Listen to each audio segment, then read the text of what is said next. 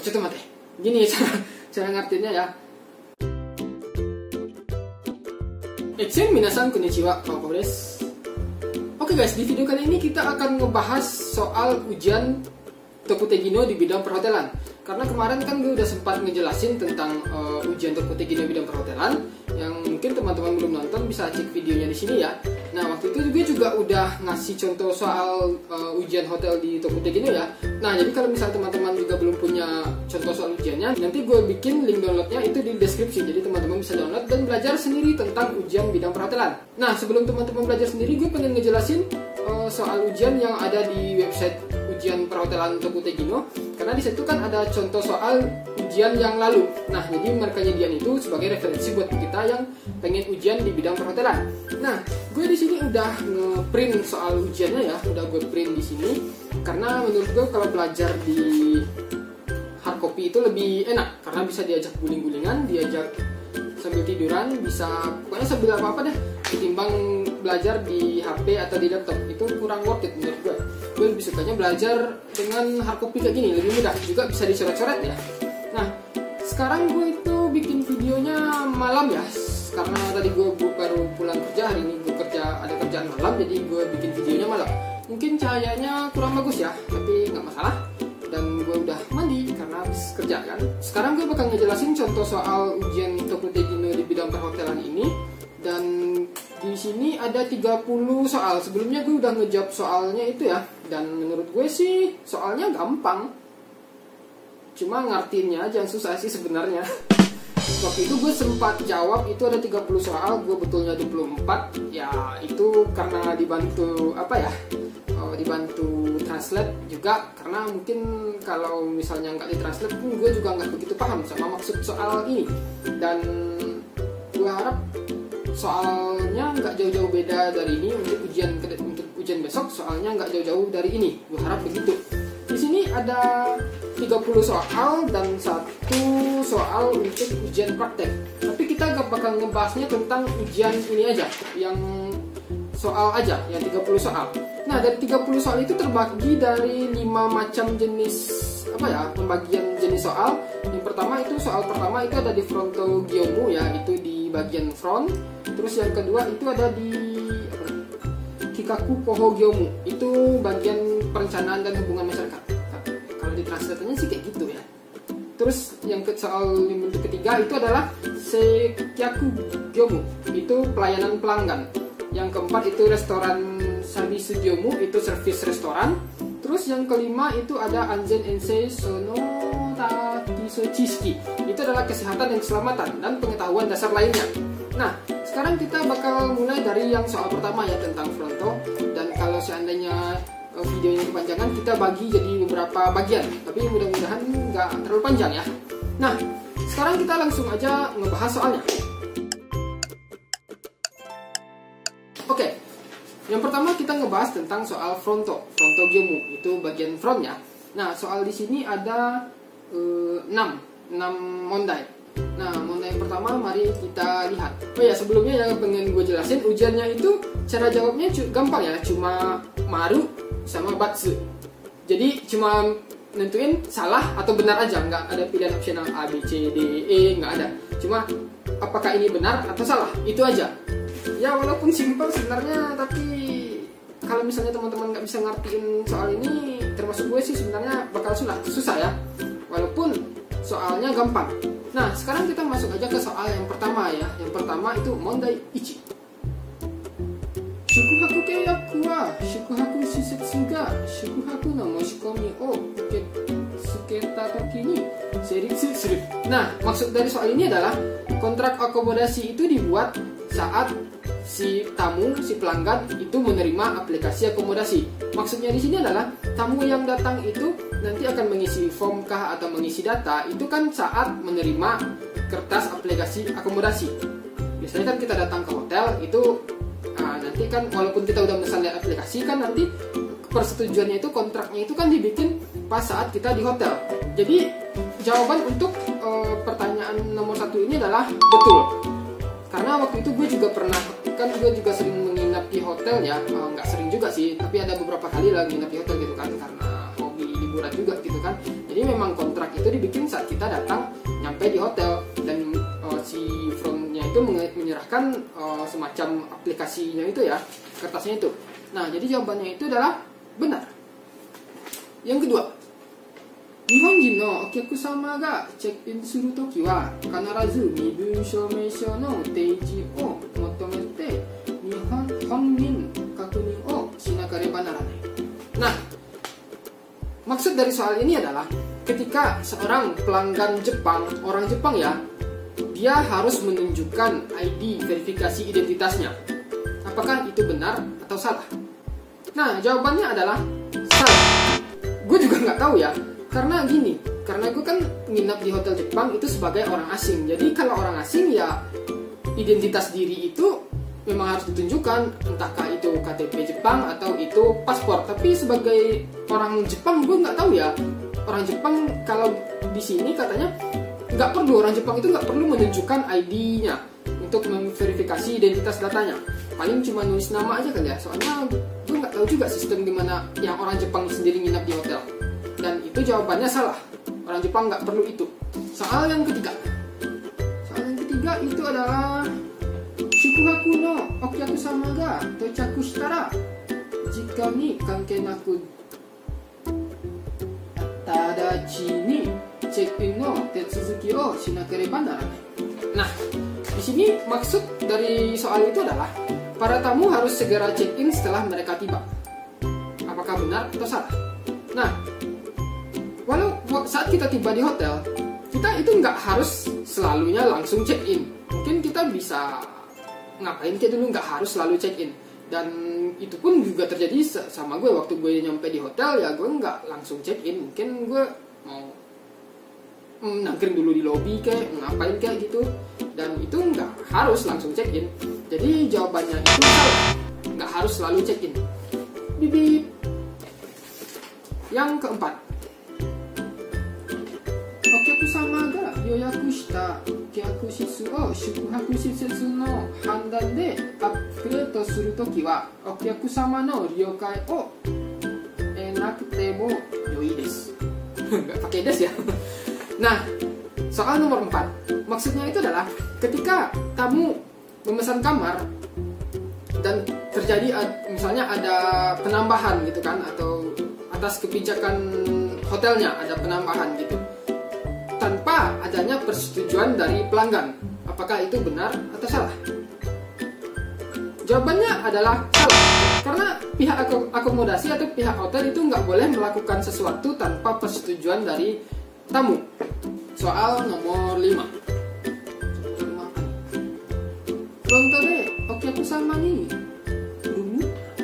room key to room card o te watashi toki wa shime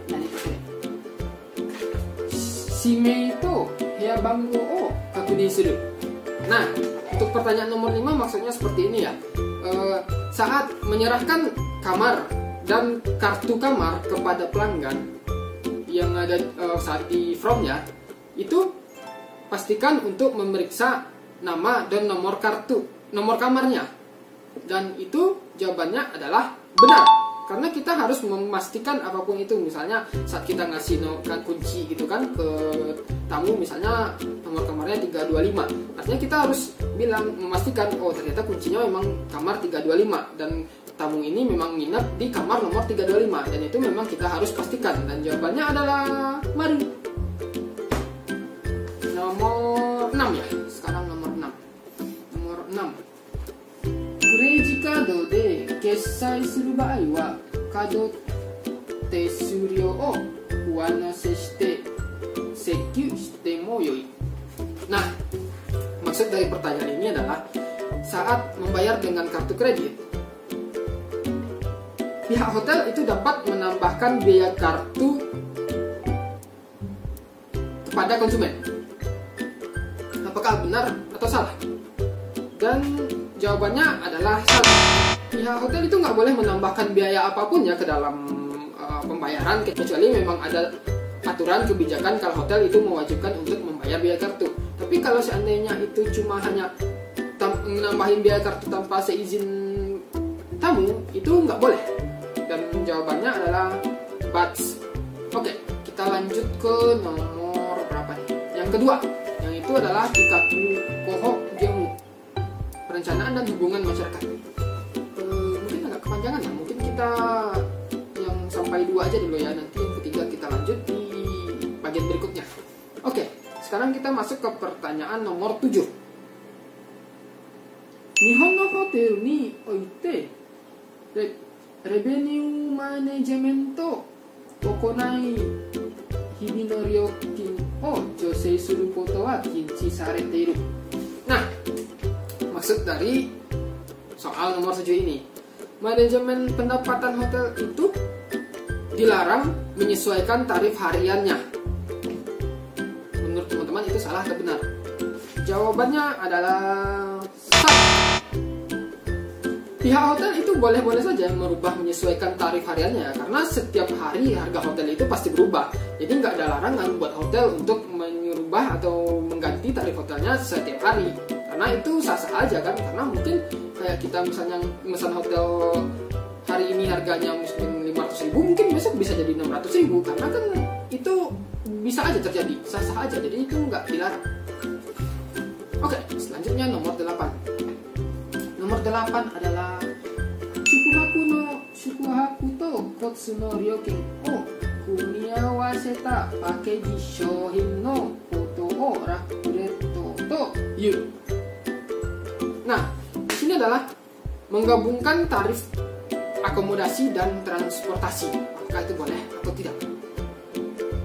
Kalau di sini gue waktu itu jawabnya enggak sih, enggak boleh. Dan itu memang jawabannya tidak boleh. Karena kan itu biayanya terpisah. Dan di sana memang kalau untuk kita pihak akomodasi itu kan kita kan memang cuma hanya menyediakan biaya akomodasi aja. Kalau transportasi itu kan pastinya itu biaya terserah mereka gitu kan, biaya pribadi, kecuali memang biaya transportasinya itu disediakan oleh hotel, dan itu udah ada persetujuan dari tamunya. Kalau seandainya memang sudah ada persetujuan itu boleh-boleh aja, tapi kalau normalnya itu menggabungkan biaya akomodasi dan transportasi itu nggak boleh, artinya buts. Selanjutnya nomor 9. Nomor 9 adalah metasaji de wa sama-sama nani kore website ni keisai sarete iru yakushitsu no shukuhaku ryokin o hikaku shinagara erabu koto ga dekiru. Nah, maksudnya di sini kita dapat membandingkan dan memilih tarif kamar yang ada di berbagai posting yang ada situs web, dan itu sah-sah aja, karena nggak salah kan kita membandingkan harga kamar, karena di beberapa situs web juga memiliki harga-harga kamar yang berbeda, dan itu sah-sah aja kalau seandainya kita membandingkan kamar itu, nggak masalah. Artinya yang nomor 10 ya, nomor 10 sih. Oke, nomor 10 apa sih ini? Shukuhaku yoyaku no toki ni eta koujin jouhou wa okyaku sama no ryokai o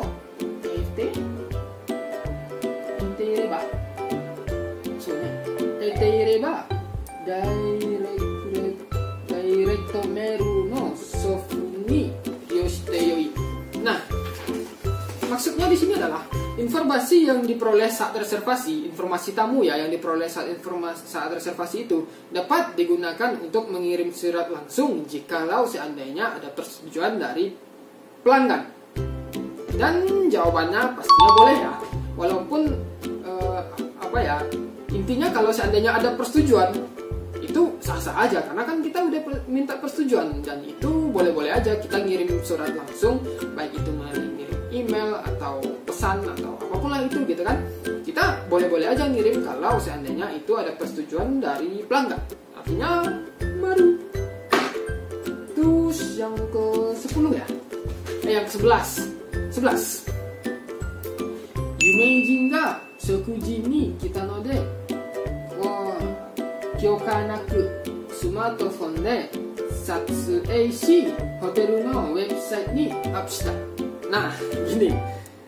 Misalnya di hotel ada seorang selebriti, orang terkenal, artis datang untuk makan. Jadi kita ngerekam atau ngefoto secret gitu kan, terus kita upload ke website tanpa izin, itu benar atau salah? Dan jawabannya pasti salah, karena sesuatu hal yang tanpa izin itu tidak baik, dan itu artinya jawabannya salah.